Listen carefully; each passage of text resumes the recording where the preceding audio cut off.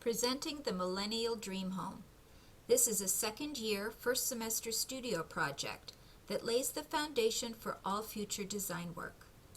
A complex project led by myself, Sandra Reicis, that challenges students to see their world through fresh eyes and start to appreciate the responsibilities of the professional interior designer. I challenge my students to think about building a better world for the benefit of all, to think about the health, welfare, and safety of those who we design for and for the planet we are responsible for. We start with history, for context and precedent. We experience real spaces for first-hand knowledge. We appreciate beauty and meaning through fine art. We embrace scientific research and apply principles of sustainability and universal design. And then, with creativity and innovation, we start the design process. I love teaching my students about the early feminists and use this lesson to talk about empowerment. Catherine Beecher, she improved life through design using efficiency, health, and economics as her guiding principles. Frank Lloyd Wright's Usonian home, this is an example of design responding to socioeconomic change. I talk about designers who became change agents, and then I inspire my students to that same potential. We look at the Schindler Chase House and use critical thinking skills and analytical discussion to understand this design as a response to a social condition. We take a 2-day road trip to Pittsburgh. We experience falling water, a true masterwork, Kentuck Knob, one of Wright's later works and a Usonian design, Phipps Conservatory and the Center for Sustainable Landscapes, and then on to Carnegie Museum of Art for both their fine art and decorative arts collections. The readings, lectures, field trips, and research empowers students with knowledge. There's excitement in the studio as new ideas about domesticity, comfort, and livability are explored. Our starting place is an analysis of the floor plans for a typical suburban luxury home. Assessment includes accessibility, spatial relationships, access to daylight, potential for natural ventilation, and so on.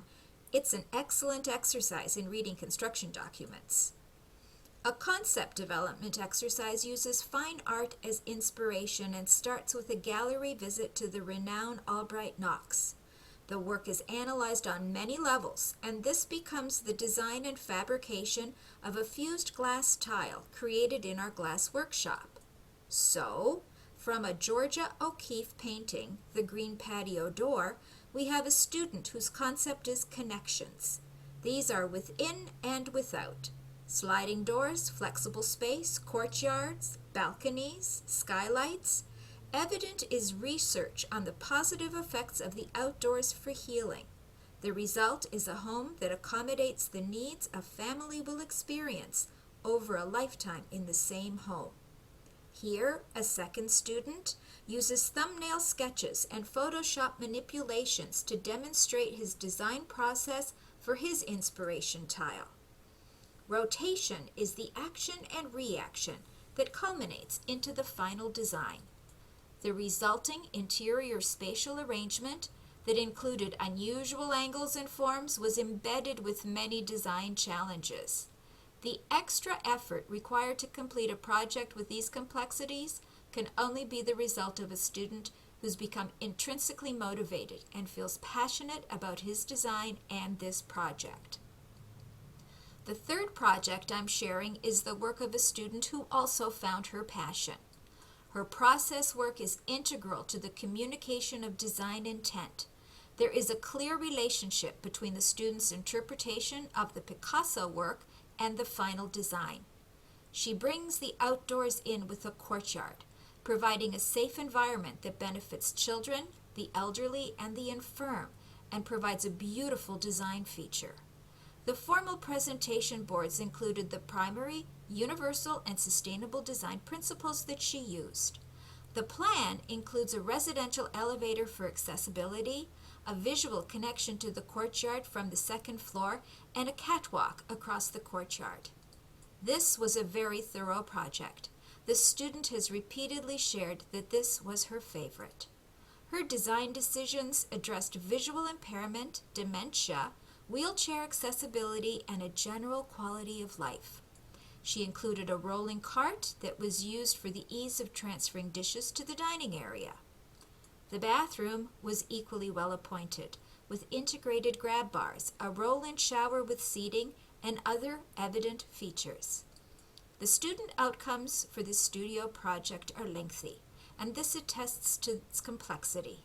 Students gain a foundation in both sustainable and universal design. They understand the theories of human behavior. They appreciate diverse living requirements, and they apply the design process to achieve creative and innovative results. They also have a sense of the history of domesticity and domestic design. The list of references is lengthy and is integrated in various instructor and student-led presentations. We use a studio wiki, and students are required to contribute to the body of knowledge to promote teamwork and collaboration. Students are required to prepare both a visual and a verbal presentation, with the audience consisting of faculty, fellow students, invited guests, and industry professionals. This year, the culmination of the studio will include a Universal Design Symposium hosted by Villa Maria College and featuring Cynthia Leibrock as keynote speaker. Notable Universal Design specialists Beth Tauke, Corydon Smith, and Jonathan White, who are affiliated with the Center for Inclusive Design and Environmental Access at the University at Buffalo, will also speak. Final studio work will be displayed during this event. An excellent opportunity for students to network with practicing professionals, showcase their work, and continue their learning process.